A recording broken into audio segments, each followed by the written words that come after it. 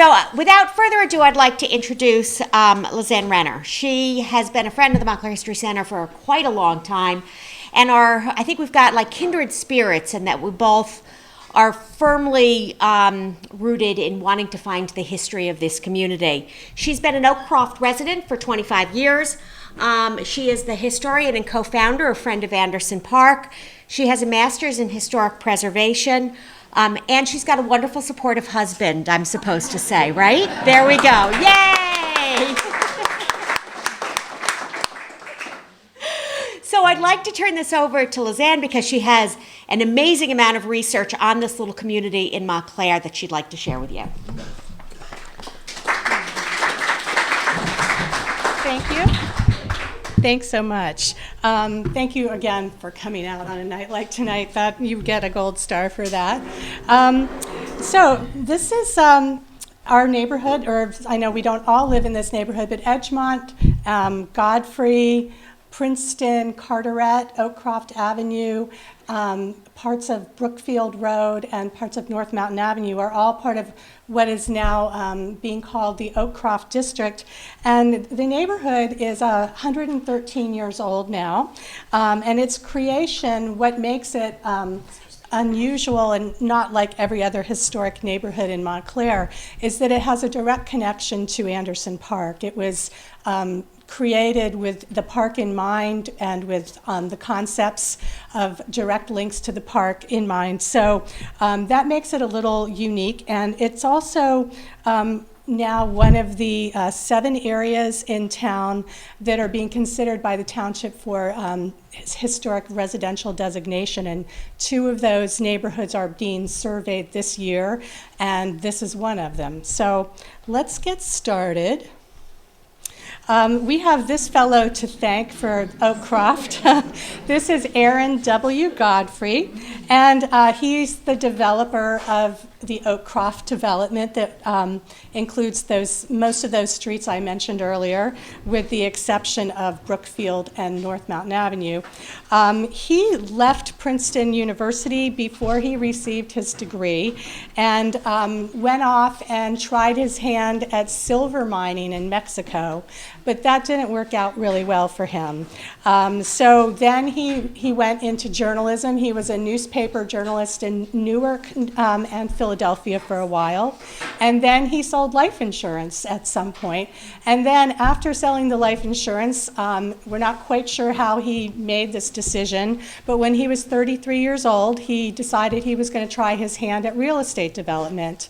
And he lived in East Orange and somehow knew about the creation of Anderson Park and decided he wanted to buy property just south of the park and create what he called a residential park. And so he bought 18 acres just south of the park, and he created the Godfrey Land and Building Company and took it from there.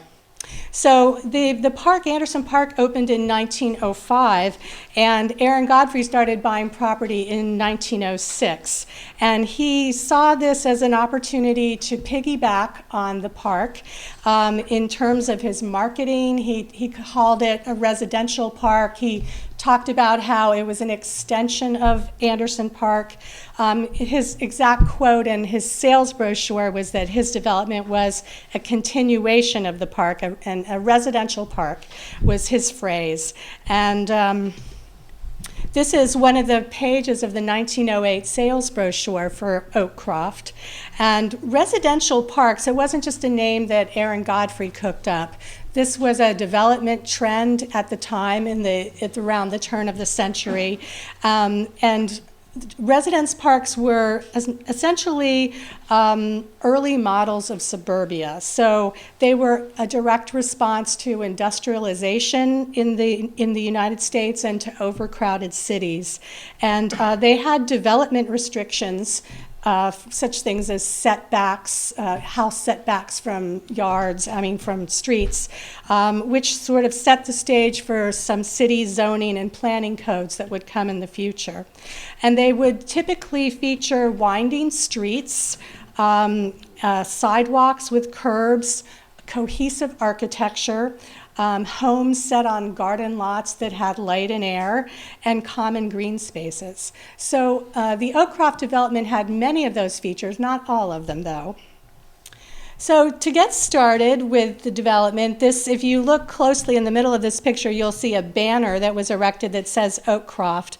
And I believe that this picture was probably taken from the vantage point of Oakcroft Avenue, the road that runs along the railroad tracks, looking west toward the mountain.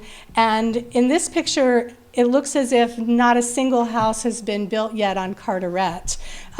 This picture was probably taken around 1908. And the idea of harmonizing with Anderson Park that I mentioned earlier, I want to give you some examples of how Oakcroft intentionally harmonized with the park.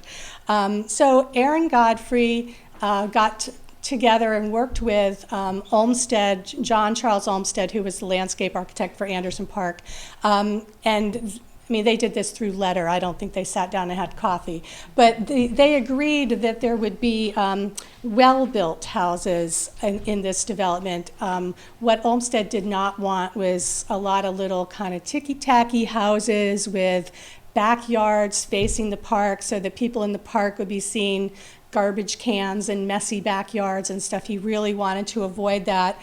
And so Godfrey agreed to have nice, well-built, sizable houses that either faced the park, or if their sides faced the park, then they would have porches or verandas overlooking the park. So that was one thing that they did it cohesively together. And then another thing was they ensured that the pathways in the park would match up and be aligned with the sidewalks in the development. So that's another example.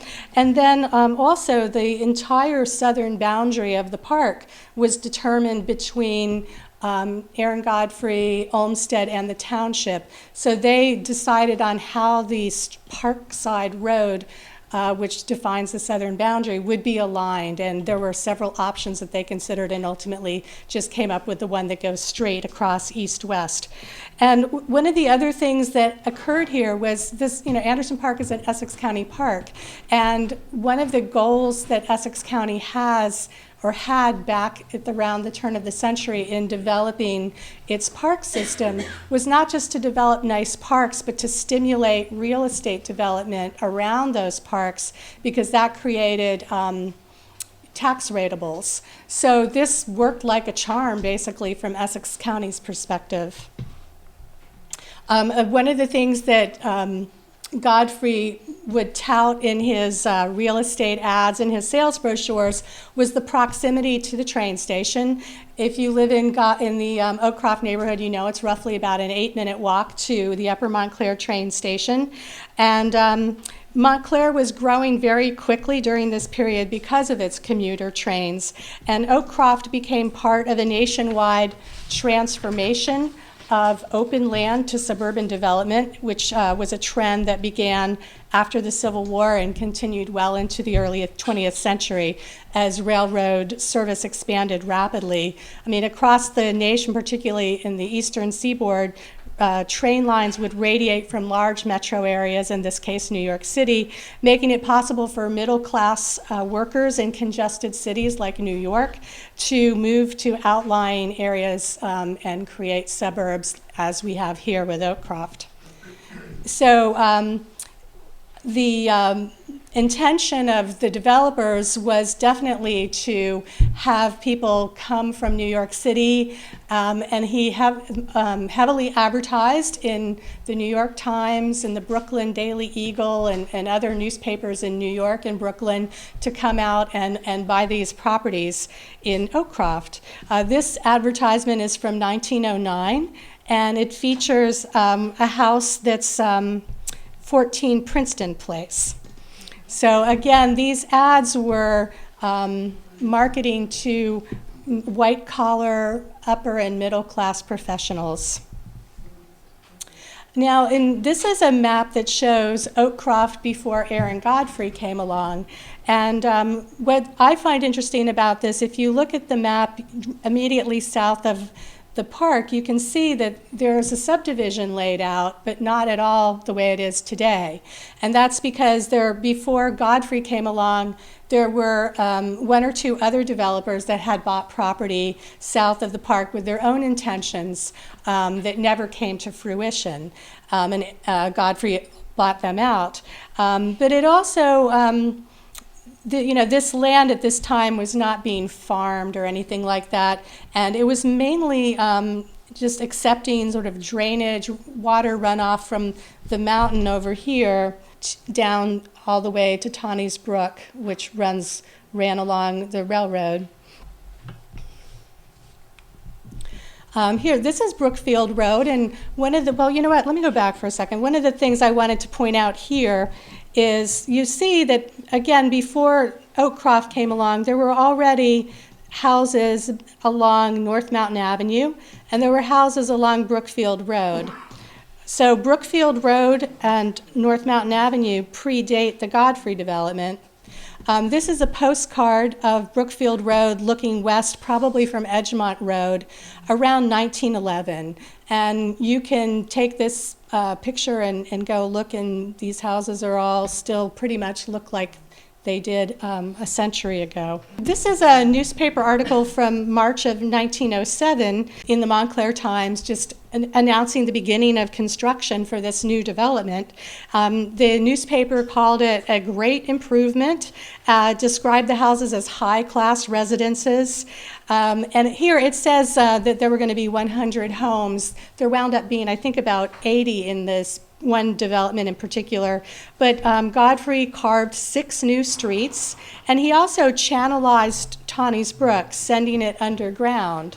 So if you've ever wondered why Carteret has wider sidewalks than any of the other streets in the neighborhood, that's because the brook is underneath it, and it's channelized, and then it makes a peekaboo appearance on Brookfield Road at this bridge you might have seen, and then it goes back underground again. So that was one of the things that was involved in the development in terms of the infrastructure. One of the new streets that was cut, it was Princeton Place, and that was named after Aaron Godfrey's alma mater. He, as I mentioned earlier, had to leave Princeton before he graduated. And the reason for this was that there was a scandal in his family. He was completely innocent, but his brother-in-law was involved in a scheme an art forgery scheme. He was selling forged works of art. And he got in trouble, he got caught, this made the press. It was very socially embarrassing, and I guess at that time, it was something that even if you weren't involved but a family member was, you had to slink out of Princeton. But his love for Princeton never waned, and Princeton's love for him didn't wane. This is a 1931 picture where he's getting, and he is right here, the short guy, he is getting an honorary degree from Princeton. Some of the other people that are also getting an honorary degree with him that day, Charles Lindbergh, Willa Cather, and there's a U.S. War Secretary and a Nobel Peace Prize winner. So that's just 1931. So anyway, that's why he named Princeton Place, because he loves Princeton. And there's another development in Upper Montclair, just off of Valley Road, a little bit south of Alexander, that he also developed. And the streets are named Nassau for Old Nassau, which is a nickname for Princeton, and Patton, named after a Princeton president named Francis Patton. And he also, in Clifton in the 1930s, developed a whole entire neighborhood where all the streets were named after Princeton presidents. That's this neighborhood right here. This is the plan for it. It's right off of Valley Road, just a little bit north of the university on the right-hand side. So it's got streets like McKibben and so forth that are all named after Princeton presidents. And Princeton University Press also published a book of his poetry. This is his book of poetry here. So he was not only a developer, but a poet. And he published this in 1926. The development was advertised heavily using the name Oakcroft. All the tons of newspaper ads calling it Oakcroft. But I moved here and into the neighborhood 25 years ago. I had no idea that I lived in a neighborhood called Oakcroft, and I imagine none of you did either. The name just seemed to drop out of use in the early 1930s, and I don't know why, but it was heavily used earlier. And croft, I don't know if you know what a croft is, but it's a British word that means a small enclosed field, usually one with a house attached to it or adjoining it. And Godfrey seemed to like this term because he also, that development where all the streets were named after Princeton presidents, that was called Russellcroft. So he liked Croft. I don't know where the Russell came from in that one. Now, the earliest houses in Oakcroft, probably are at least the first 10 and maybe more, but we can document the first 10, were designed by a team of 2 distinguished architects. These were not your ordinary tract house architects. These architects were Francis George Hasselman, who unfortunately I don't have a picture of, and then over here we have George Aubrey Freeman. They were, between them in their careers, at least 3 buildings that they designed are now on the National Register of Historic Places. Before Oakcroft, Hasselman had designed homes for another New Jersey suburb called Livingston Manor, which is in New Brunswick, and it is now on the National Register of Historic Places. And as partners before Oakcroft, they designed some pretty distinguished buildings, which I'm going to show you in a minute. And Hasselman, the one we don't have a picture for, 20 years after he designed Oakcroft, he also designed a commercial building in Montclair on Bloomfield Avenue, which is where Fleet Feet is now. It's a really pretty building if you're familiar with that. So, and he was based in, I think, East Orange for his career. But at the time they were working on Oakcroft, they were based in New York City. So one of the buildings they built was this one called Rosemary Hall, which was a private home that they built in 1902. It's in Westbury, Long Island, and it was built for a man named Foxhall Keene. I mean, his name sounds like it should be the name of this house, but he was a thoroughbred owner and breeder, and he was an Olympic gold medalist in polo. Another house, this was not a house, it was a clubhouse in Allenhurst, New Jersey that they built in 1903, and it is now part of the Allenhurst Residential Historic District, which was designated in 2010. It's near Asbury Park, if you don't know where Allenhurst is. And they also did Springbrook House in 1906, which is in Morristown, and it was a Georgian Revival mansion built for Robert D. Foote, who was president of the National Iron Bank. So Freeman and Hasselman's, as I mentioned, they designed at least 10 of the Oakcroft houses, and 6 of their designs are featured in a magazine article, this is a page from, that ran in 1910 in American Home and Gardens magazine. So this article includes floor plans for some of the houses, exterior photos, some interior photos, and it also talks about the architects and what they had on their mind. I'll tell you about that a little later. It's just a great article, and it's something you can easily access. I'll tell you how later. And it features some of the homes that are, have looked very similar today. This is 19 Princeton Place. The one on the left is from that 1910 article, and the one on the right is recent. And this is 18 Princeton Place, which is on the State Register of Historic Places, then and now.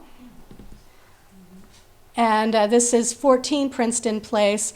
This is the same house you saw in the newspaper ad a little while ago. It looks very much the same except for the enclosed porch. One of the things that the architects said that they were striving for, and they talked about this in the magazine article, is they wanted architectural variety. They wanted to avoid the cookie cutter effect that you see in a lot of modern subdivisions. So they had architectural variety, different styles throughout the development. This particular page comes from a 1913 real estate brochure, not put out by Aaron Godfrey, but by some other real estate company. It's called Montclair, New Jersey, and its advantages as a place of residence. Just some pictures of streets from back in that original time period. This is Edgemont Road. You can see several houses on that street from around 1908. This picture is in the sales brochure that Godfrey put out. And this is another view of Edgemont looking north from Godfrey Road. And with few exceptions, these houses look very much the same today, but the trees are fairly bigger. And I want to talk about some of the architectural styles that we see in the neighborhood. This one is just a very eclectic style because it's got a lot of different kinds of things going on. It's got the veranda down here, which is sort of more of a Craftsman style that you'll see in some other homes in the neighborhood. But then it also has sort of a classical revival elements like this oval window, which has tracery in the glass, and these kind of dormers with those kind of arched windows, which you don't see elsewhere. But it also has more of a Foursquare kind of shape. So there's a lot of different things going on. It's not a pure style, but it's a very nice house. The Tudor Revival you see a lot in the neighborhood. This is 7 Princeton Place as it looked in 1908. It now has an addition on that side. This is another Tudor Revival house at 130 Edgemont. And this is the road that you see in this picture, of course, is Parkside, and Anderson Park is right here. This is a Craftsman style house from 1912 with some nice shingle work on it. And this is an American Foursquare at 6 Godfrey Road that was built in 1907. So you have wood frame houses and stucco houses throughout the neighborhood. And of course, a Colonial Revival. This one says 1917. I'm not sure. I thought it was more like the 1920s, but the township records say 1917. So the building boom for Oakcroft was really between 1907 and 1926. That was the peak of building for the neighborhood. And then there were, some dribs and drabs that came along later. And the last house, not including the 1950s and 60s houses that are on some infill in Brookfield Road, but the last, aside from those, the youngest house in the neighborhood is from 1946, when there was one house built in 1946. And but really, the core time is from 1907 to 1926. And then what started happening about 10 years after Godfrey began his building is lots started being sold off to investors and to builders, and so other people were coming in and building on lots. Here's one example of that. This is from 1921 on Edgemont Road, and this particular house was built by a builder named Thomas Curtis, and he built several other houses in Oakcroft and a lot of houses around Montclair. So these later houses tended to be Colonial Revival style, and they were nothing like the very earliest houses that we saw in the neighborhood. I also just want to put some lookalikes that you can see as you walk around. There's this one here is the one we've seen twice already on Princeton Place, but it has a twin on Edgemont Road. There's this house on Godfrey Road, which is pretty identical to this house on Carteret. And then there are 4 versions of this house. So, of course, there's the Buzz Aldrin house here. This house is on Godfrey Road. And then you have another rendition of it on Godfrey Road here with the Tudor timbering on the twin gables. And same here. You saw this one in an old postcard earlier. And then if this looks familiar to you, this looks a lot like those 4 we just saw. This is actually the personal home of one of the architects who designed those early houses that we talked about and presumably designed those 4 we just looked at. This was F.G. Hasselman's home in a neighborhood in South Orange. So it's just kind of like a grander version of the ones in our neighborhood. And I want to talk about some of the design elements that you see a lot in the neighborhood. The Gambrel Roof is one you see a lot. That's where you have these double or two kinds of slopes going on instead of the one slope you normally see in a normal pitched roof. And it gives you a little more headroom on the interior. This is a unique building in the neighborhood. It's got these curved roofs that are probably intended to imitate a thatched roof. It's a Craftsman style house, and it's probably intended to evoke a thatched roof. But this is the only one like it in the neighborhood. Then there are these Jerkinhead dormers, which you see in a couple of houses. And shingles are used to give, in this case, they give dimensionality. And over here, you see this pattern a lot, where you have the wide stripe and then the narrow stripe of shingling, which gives it, it's not just a plain flat surface, it gives the surface some interest, so you see that a lot. And a lot of the houses in the neighborhood are Craftsman style with brackets. So here you have brackets under the eaves in 2 places, and here you have brackets on the porch. Really, they add a lot of interest to the building.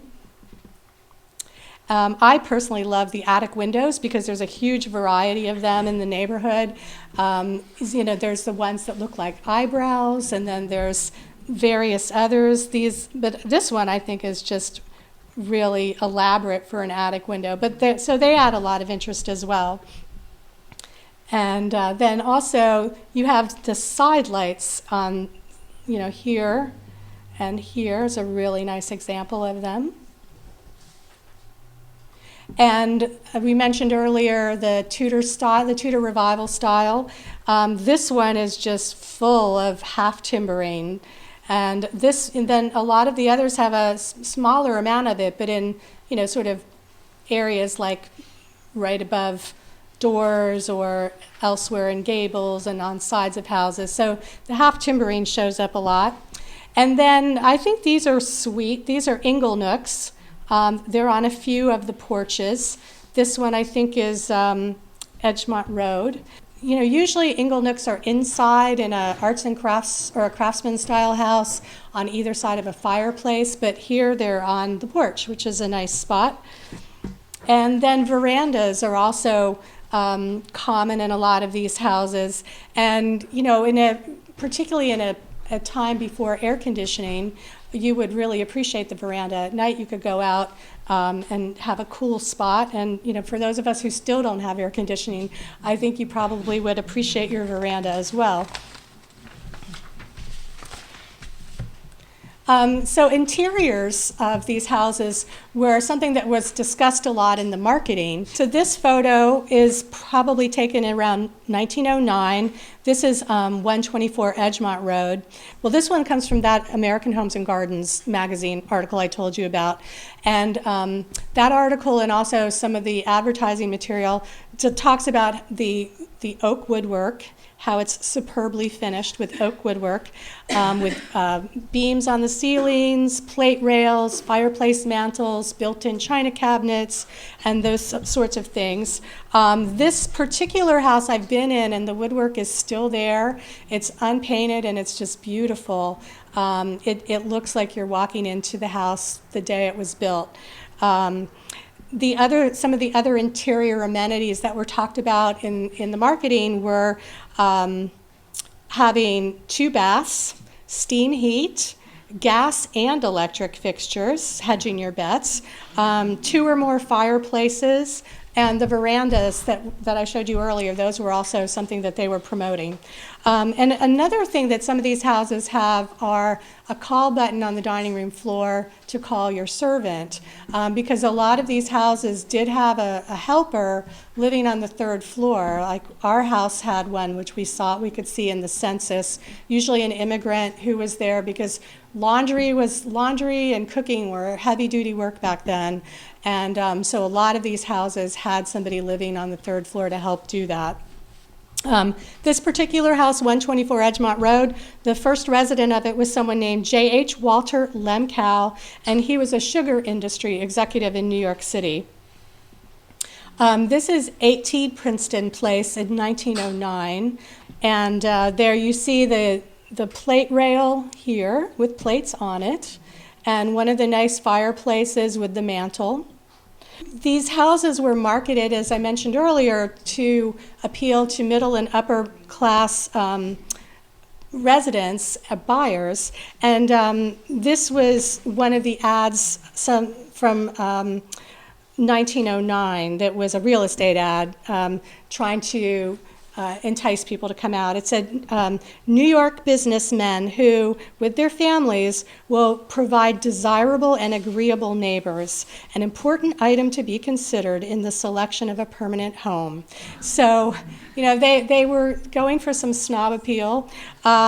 This particular house, the original owner was a man named Archie Loomis, and he was secretary to the president of the Farmers Loan and Trust Company in New York. This is jumping back to the house we saw a minute ago, 124 Edgemont. I wanted to show you the glass cabinets above the fireplace, and again, another plate rail, and unpainted woodwork. I mentioned the ceiling beams earlier. This is one example of ceiling beams. This is on Edgemont Road. And it also has an a Craftsman style molding around the door there. This is a Godfrey Road home that has a settle, which I assume is oak, but that's a really interesting feature, and Craftsman style. Another thing that was mentioned a lot in the marketing was how these streets had sidewalks and curbs. So this picture from 1915 shows the sidewalk going along Godfrey Road, and this sidewalk going along Edgemont, just north of Brookfield Road. And these sidewalk inlays are scattered around at intersections in the neighborhood. There's 7 of them that still remain, and I have not seen these in any other neighborhood in Montclair. If anybody is aware of any, I'd love to know about it. But to my knowledge, these are the only things like this in Montclair. So that makes, I think, the sidewalks pretty special. It was a nice extra touch that they would have done 100 years ago. So you know who this guy is. Just want to talk about some of the notable houses, notable for various reasons. Of course, this is the Buzz Aldrin house on Princeton Place. That's Buzz a few years ago. And this is a picture of that house in a children's book that Buzz Aldrin wrote. And I like the way the moon looms above it. This house, as I mentioned, is on the New Jersey Register of Historic Places. It's one of 2 houses in the neighborhood that are on the New Jersey Register. This is 22 Parkside, which was built in 1914. And as I mentioned earlier, not all the houses were built by the Aaron Godfrey's architects. This one was built by an architect named Alfred Norris. And he built a lot of stately homes, if you will, in Montclair. A lot of them on South Mountain, Upper Mountain, and Lloyd Road. So he built this one for a family named Ray Potter Perry. This house faces Anderson Park. It's Tudor Revival. Mr. Perry was supervised factories for the Barrett Company, which made coal tar products, roofing and building papers, road materials, and he became a vice president of that business. So he was an executive. And so this is a nice house. And this is an interesting house. The one on the left here is almost identical to this one. This one is on Godfrey Road, near the train tracks, and this one is on College Avenue near the university. This one was, and they were probably both built around the same time. There was a builder named John W. Post who built a number of homes in Montclair that sort of looked like Dutch houses. They could kind of fool you, and because they look like they're truly old, but they're not. This, I think, was built in 1931, and it was his personal home. So he lived in this home and then presumably built this one around the same time elsewhere in town. So Oakcroft was really just the start of the development business for Aaron Godfrey. By the time he died, he had built probably over 200 homes in the Montclair area. Some of the other streets that he developed were Norman and Marion Roads, Aubrey and Carolyn Roads, and Nassau and Patton, which you saw earlier, Russellcroft and Clifton, which you saw earlier. He did a little circular area near the reservoir in Cedar Grove, although he platted that out, but it wasn't actually built until after his death by somebody else. And in the it's either the late 20s or the early 30s, he bought a 36-acre farm on Alexander Avenue called the Hamilton Farm, which he was planning to develop. But I think that the Depression put the squash on that, and that someone else wound up developing it, but not Aaron Godfrey. Now, the neighborhood, as you know, we mentioned earlier, it's in this potential historic district, which is one of 7 that have been identified by the township. And so the boundaries of the district are all of the Oakcroft proper streets, the ones that Aaron Godfrey created, and also Brookfield Road, the northern side of Brookfield Road, and this block of North Mountain Avenue on the eastern side, but not the western side of North Mountain Avenue. In that broader area, the areas that includes places not just within Aaron Godfrey's development, but within the broader historic district, some of the oldest houses are on Brookfield Road. This is a postcard that shows number 19 Brookfield Road, looking west, and I'm not sure exactly when this was taken, but it was sometime between 1908 and 1920 based on the buildings that are there. And also in this broader area, you see styles of architecture that are not in Aaron Godfrey's development. So this is a vernacular style with some Queen Anne touches. The turret says Queen Anne on North Mountain Avenue. This house is at the corner of Edgemont and Brookfield Road. I'm showing you 2 perspectives of it. This one is facing Edgemont, and this side is facing Brookfield. According to the town records, this is the oldest house in the entire district, having been built in 1880. But I can't find it. It doesn't show up on maps until 1903, so I'm skeptical that it was in that spot since 1880. And I wonder if either the date's wrong or the house was moved from somewhere else, which does happen. But for now, let's say it's the oldest house in the district. It's a shingle-style house. Now, the second 2 oldest houses in the broader district are these 2 houses on North Mountain Avenue.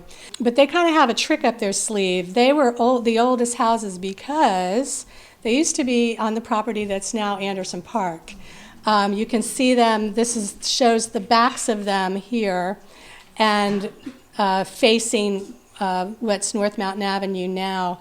And they were, to make room for construction for Anderson Park, these 2 houses plus a 3rd house were moved off the property, and these were taken a half a block down the road to North Mountain Avenue, where they stand today. And this one, of course, you probably know is as the Edison House at 303 North Mountain Avenue. It was built in 1912. It's the other house in the district, or the potential district, that's on the New Jersey Register of Historic Places as an example of a poured concrete house that was designed by Thomas Edison to provide mass-produced affordable housing. He had this concept where You would have molds where you would pour concrete into the molds, and you would just be able to produce these houses at a fairly steady clip that were affordable.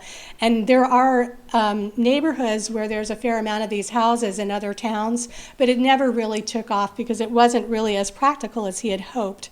But this picture here shows a diagram of how these would have been constructed. There's this machinery here that I guess is making the concrete, and then this is the mold for the house, and the concrete would go up and be poured down here, and they would be done one floor at a time.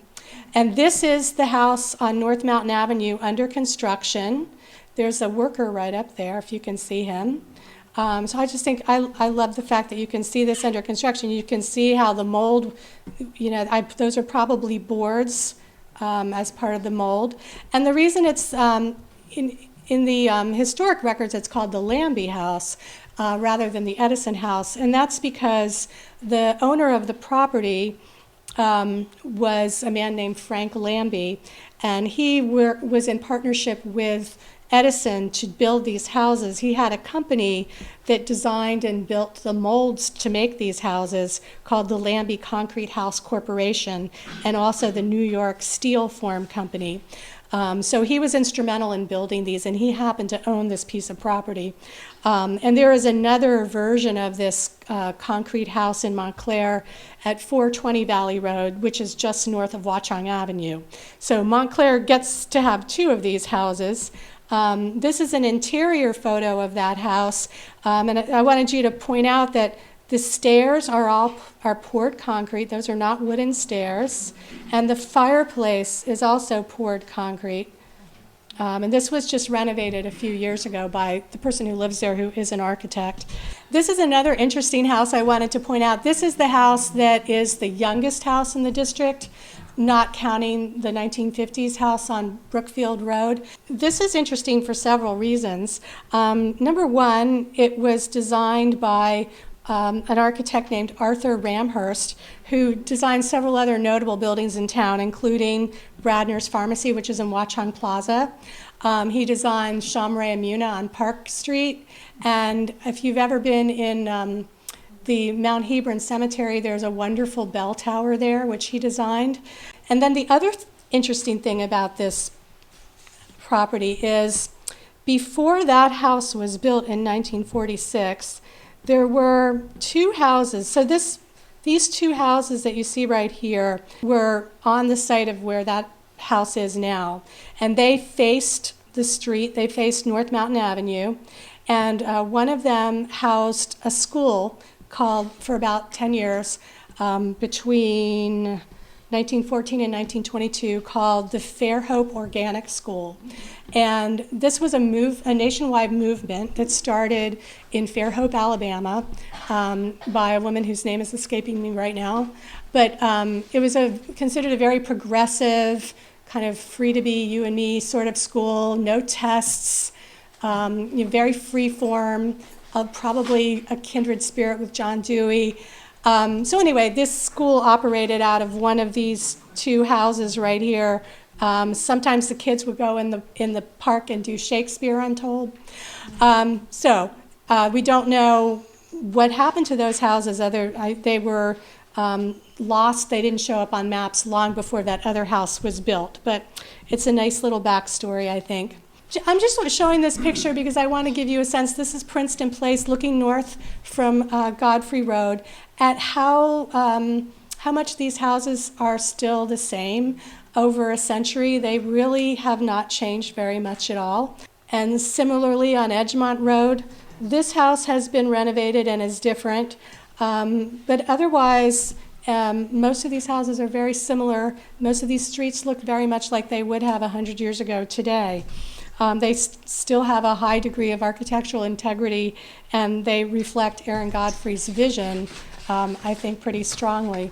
Just want to point out that, one of the reasons to create a historic district is you want to protect the historic character. You laugh. This is on Walnut Street in Montclair. I mean, this happened in a not historic district. And then I just also would encourage you to stay informed. I created a website that's this here, historicoakcroft.org, which has all the pages of that sales brochure I mentioned. If you want to see all the pages, it has the complete magazine article you can look at.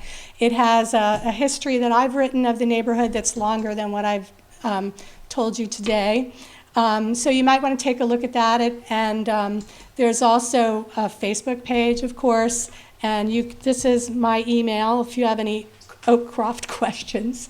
There's also, as you leave, a flyer, an orange flyer by the door, which has all this information, so you don't have to write it down.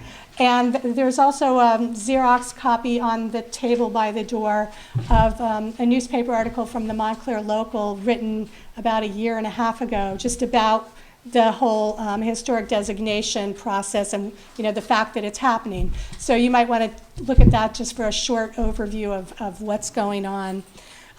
So that's it. Thank you.